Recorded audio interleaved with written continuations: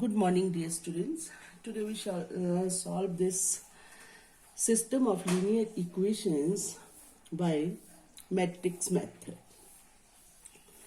Now, what is matrix method? How will you solve this matrix method? For this, first of all, you have to write this system of linear equations in AX is equal to B form. After that, you have to find determinant of A. If determinant of A is not equal to 0, then inverse exists and system has unique solution. Then you have to write this AX is equal to V in which form? X is equal to A inverse V. After that you have to find A inverse. Okay, I am taking a question, and if you will get a determinant of A is equal to 0, then what you have to do? Then you have to find adjoint of A. If adjoint of A into V is not equal to 0 matrix, then the system has no solution. Then system is inconsistent. Or students, if you will get adjoint A into B is equal to 0 matrix, then the system has infinitely many solutions and system is consistent. Or how will you solve this? Very simple. In earlier class also you have studied about it, I think.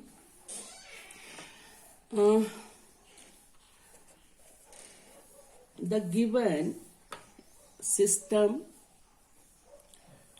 इसे लिखूं मैं, इसे लिखती हूँ. The given equations are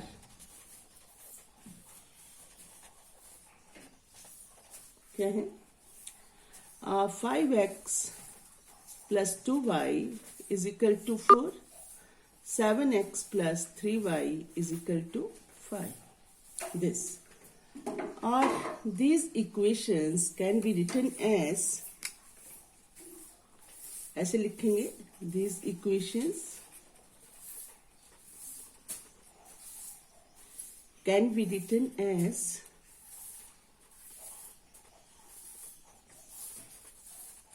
कैसे? हाँ, इस form में. यहाँ ए एक्स इजकल टू बी. ए में क्या होगा? फर्स्ट रो बन जाएगी एक्स और वाई के कोएफिशिएंट जो फर्स्ट इक्वेशंस में है 5 2, सेकेंड 7 3, राइट. और हियर जो इंडिपेंडेंट वेरिएबल्स है एक्स और वाई, अगर मल्टीप्लाई करें तो यही बन जाता है, which is equal to what students? 4 5, right. These equations can be written as in this form, or ax is equal to b, where a is equal to this matrix 5 2 7 3, and x is equal to x or y, and v is equal to which matrix students? 4 5. Clear ना? इस form में लिख दिया. यही form है ना, x is equal to b. ये है, b x आपका ये है और b ये है, right. After this what you have to do students? You have to find determinant of A, है ना. What determinant of A is equal to determinant of this 5 2, ये आ गया आपका 7 3. This is students 15 minus 14, which is equal to 1. This is not equal to 0. So therefore A inverse exists. A inverse exist कर रहा है, ठीक है. A inverse exist कर लिया. Now you have to find what? This AX is equal to B, then X is equal to what? A inverse B. It means you have to find A inverse B. लिख लो. What? Clear? ऐसे करेंगे ना सारे में. इस form में लिख लिया. X is equal to B. A ये है, X ये है, B ये है. डिटर्मिनेंट A फाइंड किया. ऐसे 3 वेरिएबल्स के लिए करेंगे स्टूडेंट्स. तो A inverse exists. What? AX is equal to V, it implies X is equal to what? A inverse B. It means you have to find A inverse. And students, how will you find A inverse? You have to find, you know, A inverse is equal to, लिख देती हूँ मैं, what? A inverse is equal to what? 1 upon determinant A into adjoint A. It means adjoint A you have to find. For adjoint A, what you have to do? You have to find cofactors. ठीक है ना? cofactors आते ना find करने आपको. तो cofactors को, जैसे फर्स्ट एलिमेंट का कोफैक्टर है जो फर्स्ट रो फर्स्ट कॉलम में है, हम उसको क्या बोलते हैं? हम A11 एलिमेंट को. और कोफैक्टर्स को किससे रिप्रेजेंट कर देते? कैपिटल A11 से. ओके ना? ठीक है स्टूडेंट्स? हैं? तो फिर तो देयरफॉर कोफैक्टर ऑफ, ये ले लेंगे हम. चलो फाइंड कर लेते हैं. आपको पता है एडजॉइंट ए जो है वो क्या होगा? वो ट्रांसपोज लिया जाएगा किसका? जो कोफैक्टर्स हम फाइंड करेंगे किसमें? डिटर्मिनेंट ए के एलिमेंट्स के, है ना? फिर जो मैट्रिक्स बनेगा वो होगा. तो कोफैक्टर फाइंड करते हैं हम. अब लिख लेंगे व्हाट, लिख लेते हैं यहाँ. Determinant A is equal to क्या है? ऐसे ना, मतलब ये लिखा मैंने 5 2 7 3. इसके कोफैक्टर्स फाइंड करेंगे, राइट? तो क्या लिखते हैं? डिटर्मिनेंट के करते ना, तो लिखेंगे कोफैक्टर ऑफ किसका? 5. 5 क्या है? A11, है ना? वो क्या होगा? आपको पता है A11 -1 की पावर क्या होती है? 1 + 1. जिस फर्स्ट रो फर्स्ट कॉलम में है इनटू ये रो छोड़ी, ये कॉलम छोड़ा, जो एलिमेंट बचा वो क्या बचा? 3. और 3 उसमें हो तो हम डिटर्मिनेंट ले लेते हैं, अगर 3 ऑर्डर का डिटर्मिनेंट हो. ठीक है ना? तो आपका बन गया कोफैक्टर ऑफ 5 इन डिटर्मिनेंट ए, है ना? ऐसे ऐसे लिख लो क्या? इन डिटर्मिनेंट ए. ओ कैसे लिखा गया? अभी दिख ही नहीं रहा. चलो मनने दो, ऐसे मैं बोल रही हूँ, है ना? तो ये आपका क्या हो गया स्टूडेंट्स? 3. और कोफैक्टर ऑफ 2 फाइंड करेंगे. ठीक है ना? तो अब ले लो कोफैक्टर ऑफ 2. मैं यहाँ लिख देती हूँ फैक्टर ऑफ 2 इन डिटर्मिनेंट ए, ऐसे बोल रही हूँ मैं, है ना? तो वो क्या हो गया? -1. ये किस रो में? First row second column. और कौन सा एलिमेंट? 7 इंटू क्या हो गया? 7. तो -1⁻³ माइनस आ गया -7. क्लियर?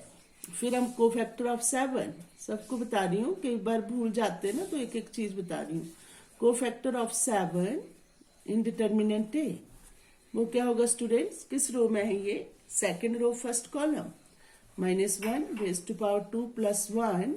और इसका ये छोड़ा तो क्या है ये? इंटू 2. -1⁻³ तो क्या हो गया? -3. राइट? और कोफैक्टर ऑफ किसका लेंगे अब? Cofactor of 3 in determinant A, which is equal to -1. किस रो में है ये? Second row second column. 2 + 2 even आ गया. और कौन सा एलिमेंट आया? 5, विच इज 5 स्टूडेंट्स. ओके? तो देयरफॉर एडजॉइंट ऑफ ए क्या बना है? Adjoint of A is equal to transpose of the matrix which is obtained by the, ये जो है कॉरस्पॉन्डिंग एलिमेंट्स इन डिटर्मिनेंट ए, तो जो इसके कोफैक्टर्स है उसका ट्रांसपोज हो जाता है. तो कोफैक्टर ऑफ 5 का 3, कोफैक्टर ऑफ 2 का क्या है? -7. कोफैक्टर ऑफ दिस 7 का क्या है? -3. कोफैक्टर ऑफ दिस 3 का क्या है? 5. ये है स्टूडेंट्स. तो आपका ये बन गया. क्या लिखा मैंने यहाँ? 2 का क्या है? कोफैक्टर ऑफ 5 का क्या है स्टूडेंट्स? 3. और इसका 7 का क्या है? सॉरी, कोफैक्टर ऑफ 2 का क्या है? ये -7. कोफैक्टर ऑफ 7 का क्या है? ये रो छोड़िए कॉलम. पुत्र ये तो 2 है ना? 2 लिखा है ना मैंने यहाँ, गलती से लिखा गया, तो 2 है. 2. ठीक है? हाँ. तो इसका ट्रांसपोज ले लिया तो क्या बन गया मेरे बच्चों 3 - 7 और ये क्या बना -2 और 5, ये आ गया एडजॉइंट ऑफ ए। और therefore A inverse is equal to, यहाँ लिख लो what A inverse is equal to क्या है 1 determinant A adjoint of A. और this is what is determinant of a students here? Determinant of a is 1, तो 1/1 यही हो गया। adjoint of a is what? 3 - 2 - 7 और this is 5. This is A inverse, right?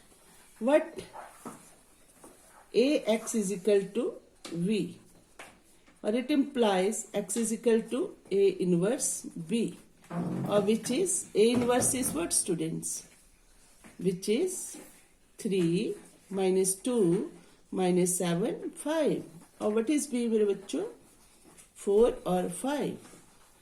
तो और it implies X आया ना, ये clear. X is what? X और Y क्लियर। आप इसको मल्टीप्लाई कर दीजिए, इससे करो क्या बन गया आपका 12, ठीक है 5 से -10, फिर -28 प्लस 25 और which is equal to what students? This is 2 और दिस इज -3। तो therefore x is equal to corresponding entries बराबर होगी 2 and y is equal to -3। तो ऐसे ही हम system of linear equations 3 variables का भी सॉल्व करेंगे। Okay, have a nice day बेटा।